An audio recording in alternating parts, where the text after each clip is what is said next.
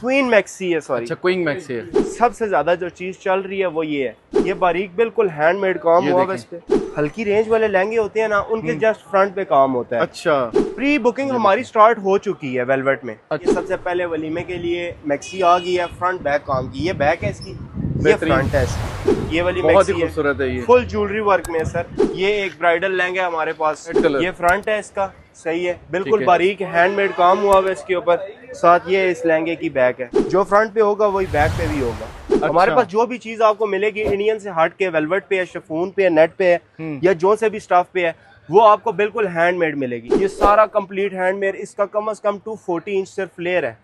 ये full handmade और full heavy maxi है। ये काम है, ये देखिए। इंडियन मैक्सिस के बहुत ज्यादा अच्छी वैरायटी मौजूद है। ये फुल जाल में इसको XYZ डिजाइन कहते हैं। ये कम से कम मेहनत हुई भी होती है 20 दिन के अंदर सर ये एक शर्ट तैयार होती है।